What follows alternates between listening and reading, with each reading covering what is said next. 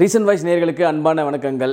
Kavin, Andrea, Charlie மற்றும் பலர் நடித்திருக்கும் திரைப்படம் தான் மாஸ்க். இந்த திரைப்படம் இன்று வெளியாகியுள்ளது. இந்த திரைப்படத்துக்கு இசை ஜிவி பிரகாஷ்குமார், ஒளிப்பதிவு ஆர்டி ராஜசேகர், கதை, திரைக்கதை, வசனம் எழுதி படத்தை இயக்கியிருப்பவர் விக்ரமன் அசோக். சரி, இந்த படத்துடைய கதை என்னங்க?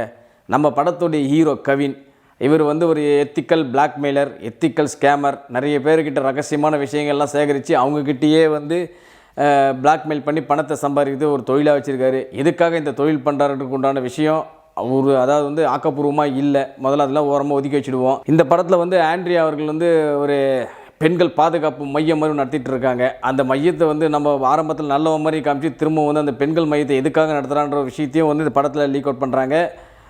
அந்த பெண்கள்லாம் வளர்ந்த பிறகு அவங்களுக்கு பிடிச்ச விஷயத்தை பண்ணட்டும் அப்படின்ற மாதிரி சொல்கிறாங்க. அதே மாதிரி தேர்தல் நடக்கிற சமயம், அந்த தேர்தல் நடக்கிற சமயத்தில் ஒரு கட்சியில் இருக்கிற ஒருத்தர் ஆண்ட்ரியா மூலமாக பல பணங்களை கொடுத்து எப்படியாச்சும் இதை டெலிவரி பண்ணுங்கள் தமிழ்நாடு முழுவதும் அப்படின்னு சொல்கிற ஒரு மினிஸ்டரு, எப்படியாச்சும் நம்ம ஆட்சிக்கு வரணும் அப்படின்ற மாதிரி துடிக்கிற இன்னொரு மினிஸ்டரு. அந்த மினிஸ்டர் மூலமாக ஆண்ட்ரியா என்னுடைய அடையாளங்களை எல்லாம் மறைக்கணும், நான் இங்கேருந்து எல்லா விஷயங்கள்லேருந்து தப்பிச்சு நான் நிம்மதியாக போய் வாழணும் அப்படின்னு நினைக்க துடிக்கிற ஆண்ட்ரியா. இது சம்மந்தமாக ஏற்கனவே திருமணமான கவினுக்கு அந்த மனைவி கூட வாழ விருப்பம் இல்லாமல் தனியாக வாழ்ந்துட்டுருக்காரு. அந்த சமயத்தில் இன்னொரு பெண்ணு கூட ஒரு ஈர்ப்பு ஏற்படுது. அந்த பெண்ணு ஏற்கனவே திருமணமானவங்களாக இருக்காங்க. சரி, இவங்க நடுவில் இந்த பெண்ணை எப்படியாச்சும் அடைய நினைக்கும் போது ஒரு இஷ்யூ நடக்குது. அங்கே ஒரு மணி ஹெஸ்ட் நடக்குது. அந்த மணி ஹெஸ்ட்டுக்கு காரணமான யாருன்னா, இவர் லவ் பண்ணுறாரு பார்த்தீங்களா, அந்த பெண்ணோட கணவர். ஒரு கட்டத்தில் அந்த பெண்ணு இறந்துடுறான், அந்த கணவர் இறந்துடுறான்.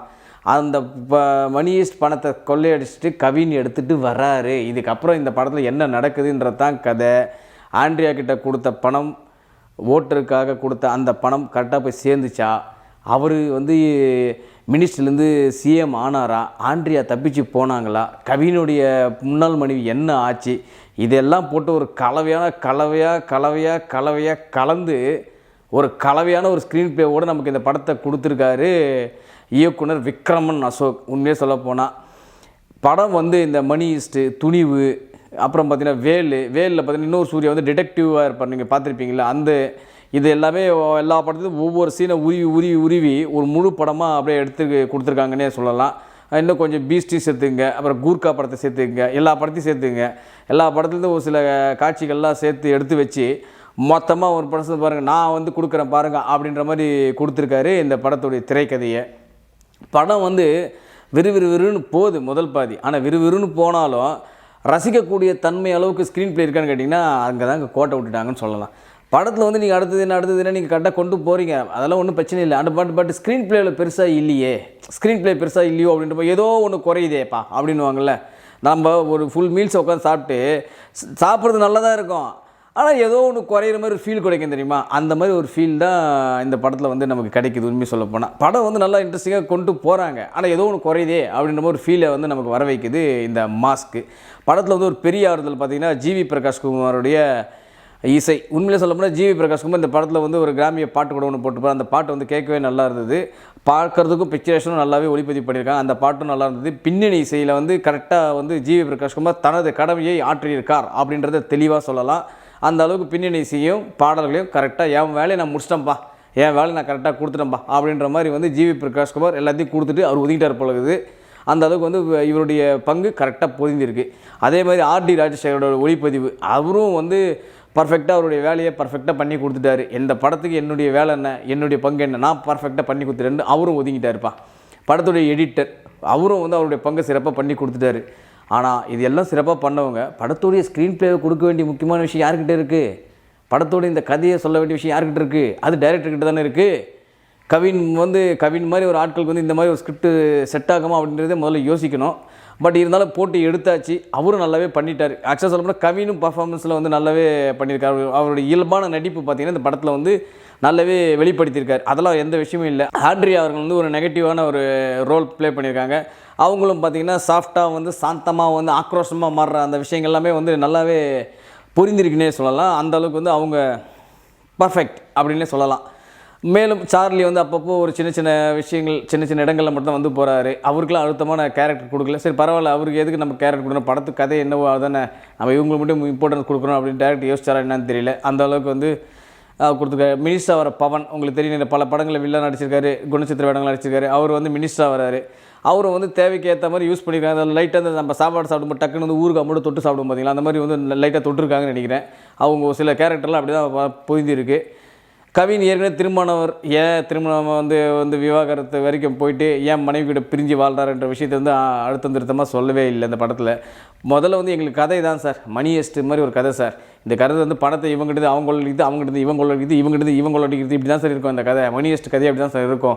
அந்த மாதிரி தான் சார் நான் இங்கே வந்து ட்ரை பண்ணியிருக்கேன் அப்படின்ற விதத்தில் வேணால் இயக்குனர் வெற்றி பெற்றிருக்கார் சொல்லலாமே தவிர, பட் அதை முழுசாக வெற்றி பெற்றிருக்காரா அப்படின்ற விதத்தில் வந்து கொஞ்சம் யோசிக்க தான் தோணுது. ஏன்னா படத்துடைய விஷயங்களில் வந்து நம்ம பார்க்கும்போது என்னென்னா, இயக்குனர் ஓகே நல்ல விதத்தில் வந்து மூளையை யூஸ் பண்ணி கையாண்டிருக்கார் அப்படின்னு வந்து நம்ம சொல்ல தோணாலும், ஆனால் அந்த கதையில் விஷயத்தில் கவனம் செலுத்தின, அதாவது மனசுக்குள்ளே யோசித்து அந்த விஷயத்தை கவனம் செலுத்தின அளவுக்கு திரைக்கதையிலும் கவனம் செலுத்தியிருக்கலாம். திரைக்கதை ஆடியன்ஸ் வந்து எப்படி இதை அக்செப்ட் பண்ணுவாங்க? ஏன்னா இப்போ நான் வந்து படம் பார்க்குறேன் சார், படம் இன்னும் விறுவிறு தான் போகுது, ஆனால் ஆடியன்ஸும் சைலண்டாக உட்காந்துருக்காங்க. என்னடா ஒரு கிளாப் கண்ட்ரோல் பண்ணுறோம் நம்ம சார். நம்ம வந்து தேட்டரில் தான் படம் பார்க்கணும்.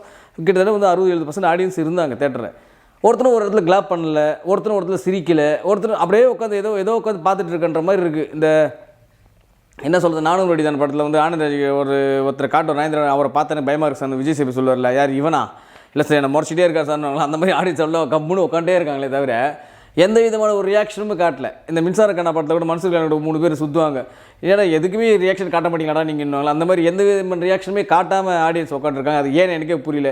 சரி எனக்கு தான் இல்லையா, சரி மற்றவங்களுக்கு இருக்கான்னு பார்த்தா யாருக்குமே இல்லை ரியாக்ஷன், யாருக்குமே ஒரு ரியாக்ஷனுமே இல்லை, ஒன்றும் இல்லை, படமாட்டும் ஓடிட்டு இருக்கு. இங்கே ஆடியன்ஸ் மாதிரி அப்படியே அமைதியாக உட்காந்துருக்காங்க. அந்த ரேஞ்சில் தான் இருக்குது. பட் என்ன இருந்தாலும் வந்து ஒரு புதுவிதமான விதத்தில் வந்து நம்ம இயக்குனரை பாராட்டி தாங்கன்னா அந்தளவுக்கு வந்து விஷயங்களை வந்து பர்ஃபெக்டாக கையாண்டிருக்காருன்னே சொல்லலாம். நிறைய விஷயங்களை வந்து அதில் உள்ள பூத்திருக்காரு, ட்விஸ்ட்டு வர்றதுக்காக நிறைய விஷயங்களை வந்து சொருகியிருக்காரு. அந்த மாதிரி விஷயங்கள்லாம் வந்து ஏன்னா எல்லாத்தையுமே நம்ம தப்புன்னு சொல்லிட முடியாது இல்லை. ஸோ நம்ம வந்து நீங்கள் நல்ல விஷயம் யோசிச்சிருக்கீங்களே தவிர யோசித்த விதத்தில் ஆடியன்ஸ் அட்ராக்ட் பண்ணுற அளவுக்குப்பா சீட் வச்சு த்ரில்லர்ப்பா, இதை உட்காந்து எழுந்துக்க முடியலப்பா, ஏன்டா இன்ட்ரோல் விட்டிங்க அப்படின்ற மாதிரிலாம் ஃபீல் பண்ண வைக்காது. இப்போ நானே வந்து பார்த்தீங்கன்னா 2 மணி நேரத்துக்கு ஒரு வாட்டி ஃபோனை எடுத்து பார்த்துட்டு இருக்கேன், ஒரு 2 நிமிஷம் 3 நிமிஷம் ஒரு வாட்டி என்ன இன்ட்ரோல் இன்னுமா வரல அப்படின்ற மாதிரி அந்த மாதிரி ஆயிடுச்சு என்னுடைய நிலைமையை பார்த்தா. முதல் பாதியே 1 மணி நேரம் 5 நிமிஷம் தான் ஓடுது. ஸோ அந்த அளவுக்கு வந்து ஒரு விஷயத்தை கையாளும்போது என்ன ஆகுனா, அங்கே கொஞ்சம் கோட்டை விட்டுட்டாங்களோ அப்படின்ற மாதிரி வந்து சொல்ல தோணுது நிச்சயமாக. என்னதான் இருந்தாலும் வந்து இப்போ கவினுக்கு வந்து இது வந்து ஒரு பர்ஃபெக்டான ஒரு படமாக அமைதாக கூட ஸ்க்ரீன் ப்ளே மற்ற விஷயங்களில் கொஞ்சம் கவனம் செலுத்தியிருந்தால் இதை வந்து நல்ல ஒரு மணி ஹெஸ்ட் த்ரில்லர் மாதிரி சொல்லியிருக்கலாம். பட் அந்த அளவுக்கு வந்து பர்ஃபெக்டாக இல்லை அப்படின்னு தான் சொல்ல தோணுது. பெரிய ஆறுதலான ஜிவி பிரகாஷ் குமாரும் இந்த படத்தோட ஒளிப்பதிவு, இந்த படத்தோடைய எடிட்டிங் இதெல்லாம் பார்க்கும்போது ஓரளவுக்கு வந்து ரசிக்கும்படியாக இருக்குது. அதெல்லாம் விஷயங்கள்லாம் நல்லாவே பொருந்திருக்குன்னு தான் சொல்லலாம். இதுதான் பெருசாக நம்ம சொல்ல முடியும் இந்த படத்தை பற்றி பார்க்கும்போது. மொத்தத்தில் மாஸ்க்கு மாட்டிருந்தும் முகம் நல்லாவே தெரியுது. மீண்டும் சந்திப்போம். நன்றி, வணக்கம். இது போல பல வீடியோக்களை கண்டு மகிழ எங்களது ரீசன்ட் வாய்ஸ் சேனலை மறக்காம சப்ஸ்கிரைப் பண்ணுங்க.